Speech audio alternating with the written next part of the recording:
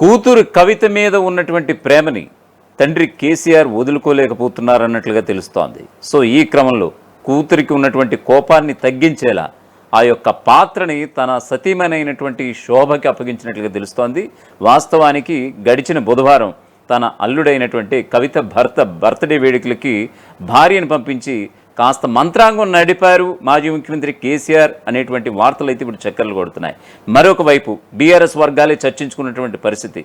సాక్షాత్తు కవిత ఇంటికి తల్లి శోభ వెళ్ళడం నిజంగా ఇది దారుణం అంటూ కూడా బీఆర్ఎస్లోనే కొన్ని వర్గాలు కూడా దీన్ని విమర్శిస్తున్నటువంటి పరిస్థితి కనిపిస్తోంది.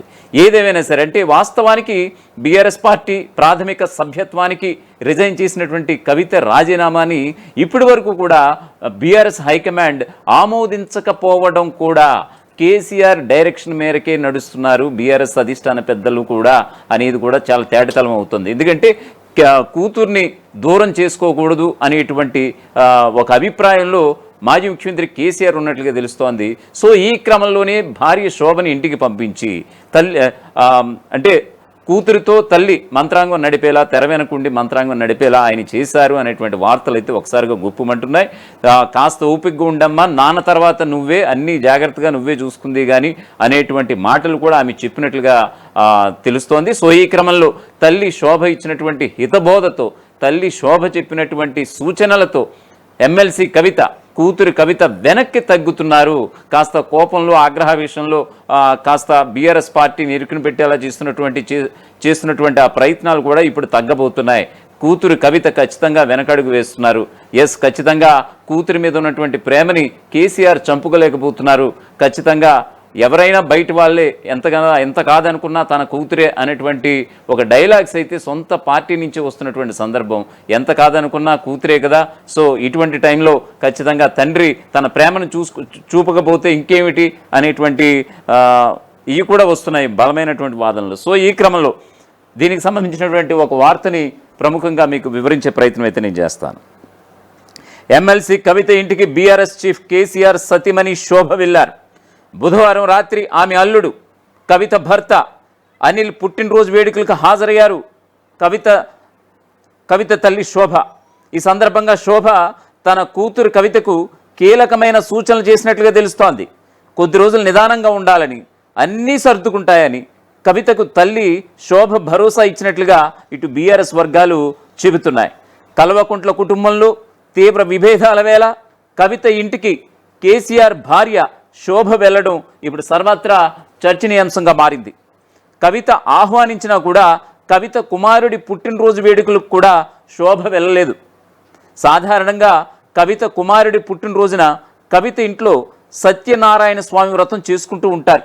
ఈ కార్యక్రమానికి శోభతో పాటు కుటుంబ సభ్యులంతా హాజరవుతూ వస్తున్నటువంటి పరిస్థితి కనిపించింది మొన్నటి వరకు. అయితే ఈ ఏడాది మాత్రం చాలా చిత్రం.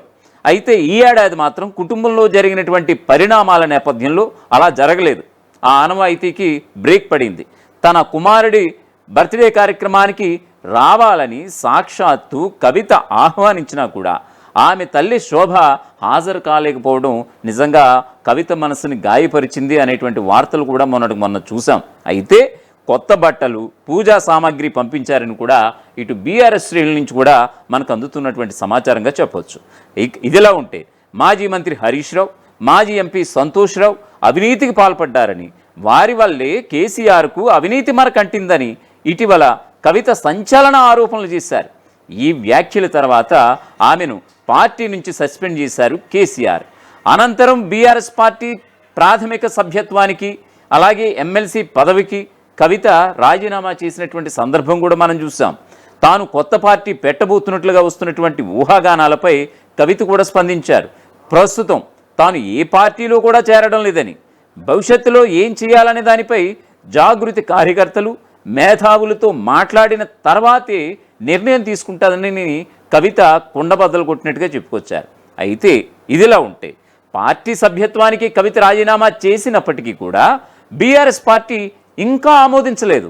దీంతో ఆమె తిరిగి బీఆర్ఎస్ పార్టీలోకి రాబోతున్నారు అనేటువంటి ప్రచారం అయితే ఒకవైపు జోరుగా సాగుతోంది. మరి ఏం జరుగుతుందో చూడాలి. మరి ఇక జైలు నుంచి విడుదలైన తర్వాత కవిత బీసీ రిజర్వేషన్లపై దృష్టి సారించారు. బీసీలకు 42% రిజర్వేషన్లు కల్పించిన తర్వాతే స్థానిక సంస్థల ఎన్నికలు నిర్వహించాలని ఆమె డిమాండ్ చేస్తూ వచ్చారు.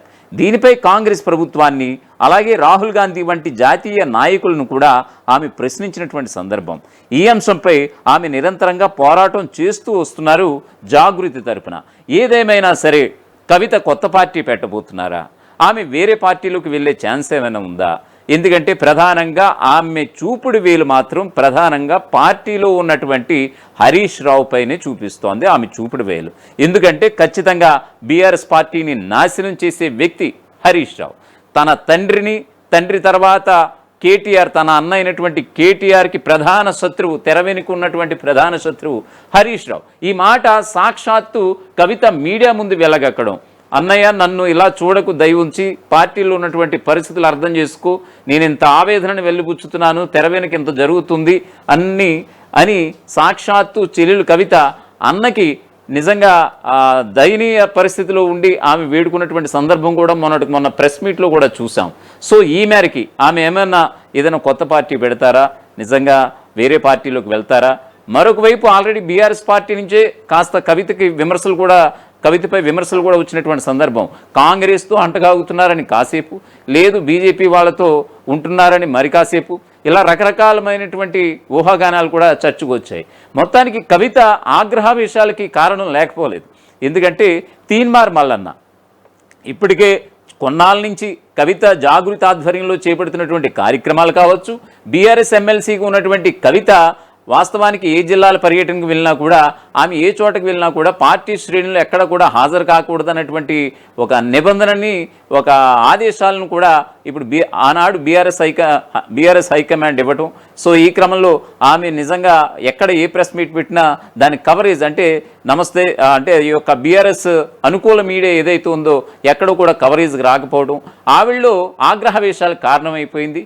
మరొక వైపు తీన్మార్ మల్లన్న వ్యాఖ్యలు కూడా కంచం మంచం అటువంటి వ్యాఖ్యలు చేసినా కూడా ఇటు బీఆర్ఎస్ వర్గాల నుంచి కనీసం అంటే చిన్న మాట విమర్శలు, ప్రెస్ మీట్ పెట్టి చిన్న విమర్శలు కూడా చేసినటువంటి సందర్భం కూడా లేదు. సో ఆమె వెంటనే నిజంగా మరొక వైపు ఆమె మొన్న చిన్న కుమారుని తీసుకువెళ్ళి పై చదువుల నిమిత్తం అమెరికాకి తీసుకువెళ్ళగా ఆమె అక్కడ ఉన్న టైంలోనే ఇక్కడ తెలంగాణ బొగ్గుగని కార్మిక సంఘం గౌరవ అధ్యక్షురాలుగా ఉన్నటువంటి ఆమె పోస్ట్ని సైతం పీకి పాడేశారు. కాకపోతే ఇది బీఆర్ఎస్ పార్టీ వర్కింగ్ ప్రెసిడెంట్గా ఉన్నటువంటి కేటీఆర్ చేశాడని ఆమె ఎక్కడా కూడా చెప్పిన సందర్భం లేదు. ఆమె అమెరికా నుంచి వచ్చి రాగానే డైరెక్ట్గానే ప్రెస్ మీట్ పెట్టి మరి హరీష్ రావు ఈ యొక్క కాళేశ్వరం అవినీతి దందాలు హరీష్ రావు ఉన్నారు ఖచ్చితంగా అంటూ కూడా నిజంగా కాళేశ్వరంలో అవినీతి జరిగింది అనేటువంటి కాంగ్రెస్ ఆరోపణలకి ఆవిడిచ్చినటువంటి మాటలు కూడా మరింత బలోపేతం చేసేలా అయిపోయాయి. సో ఈ యొక్క ఓపెన్ స్టేట్మెంట్స్ బాహాటంగా చెప్పేయడం, కవిత చేసినటువంటి ఆరోపణలు ఏవైతే ఉన్నాయో నిజంగా బీఆర్ఎస్ పార్టీకి అతిపెద్ద మైనస్ కాబోతున్నాయి. సో ఈ క్రమంలో పార్టీ నేతలను కూడా డైరెక్ట్గా దూషించడం కూడా ఇది పార్టీకి అతిపెద్ద డిసడ్వాంటేజ్గా మారబోతున్నాయనుకున్నటువంటి తరుణాన సాక్షాత్తు ఎప్పుడు తీసేస్తారు, ఆమెని ఇప్పటి నుంచి తొలగిస్తారు పార్టీ నుంచి అనేటువంటి తరుణాన మొన్న సాక్షాత్తు కేసీఆర్ డైరెక్షన్లోనే ఆమెను బహిష్కరించినట్టుగా అర్థమవుతోంది. సో ఏదేమైనా సరే ఆమె వెంటనే ఆమె మనస్తాపం చెంది పార్టీ ప్రాథమిక సభ్యత్వానికి, మరోవైపు బీఆర్ఎస్ పార్టీ నుంచి వచ్చినటువంటి ఎమ్మెల్సీ పదవికి రాజీనామా చేసినటువంటి సందర్భం మనకు తెలిసిందే.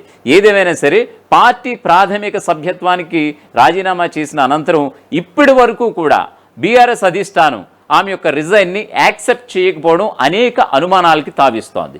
నిజంగా కేసీఆర్ యొక్క కనుసైగలతో, కేసీఆర్ ఆదేశాలతోనే ఇప్పుడు ఇదంతా జరుగుతుంది. ఆమెను ఎక్కడ కూడా బీఆర్ఎస్ అధిష్టానం ఆమెను దూరం చేసుకోవడానికి ఇష్టపడటం లేదు.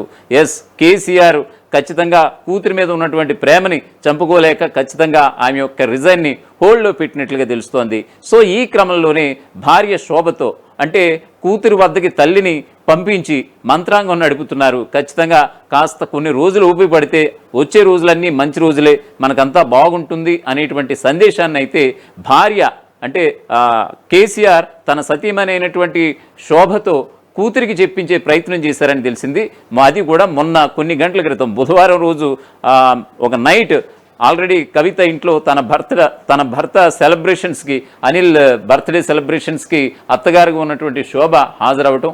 సో ఈ క్రమంలో కూతుర్ని చూసినటువంటి శోభ దగ్గరికి హక్కుని చేర్చుకుని నీకు అన్ని మంచి రోజులే, నాన్న తర్వాత నువ్వే ఉంటావు, ఖచ్చితంగా నీకు అన్ని శుభాలే జరుగుతాయంటూ కూడా ఆశీర్వచనాలు అందివ్వడం కూడా అనేక అనుమానాలు కలుగుతున్నాయి. సో దీనికి సంబంధించి ఇది ఎక్కడి నుంచి వచ్చినటువంటి వార్త కాదు, సాక్షాత్తు బీఆర్ఎస్ వర్గాల నుంచి వాళ్ళ బీఆర్ఎస్ శ్రేణులు నిజంగా ఇప్పటికీ కూడా చెవులు కొరుక్కుంటున్నటువంటి పరిస్థితి కనిపిస్తోంది. మరి చూడాలి, మరి నిజంగా ఆమె పార్టీ పెడతారని కొంతమంది, లేదు వేరే పార్టీలోకి జంప్ అవుతారని మరి కొంతమంది, లేదు ఇప్పుడు ఉన్నటువంటి స్వచ్ఛందంగా ఉన్నటువంటి ఒక ఏదైతే జాగృతి సంస్థ ఉందో ఆ యొక్క జాగృతి సంస్థ ద్వారానే ఇటు జూబ్లీ హిల్స్ బైపోల్లో పోటీ చేయబోతున్నారు, బీఆర్ఎస్ పై పగ తీర్చుకోబోతున్నారు. మరోవైపు హరీష్ రావు వేదికగా ఉన్నటువంటి సిద్దిపేటలో కూడా ఈ నెల 21న బతుకమ్మ వేడుకల్లో కూడా పాల్గొని అక్కడ పాగా వేయబోతోంది నిజంగా.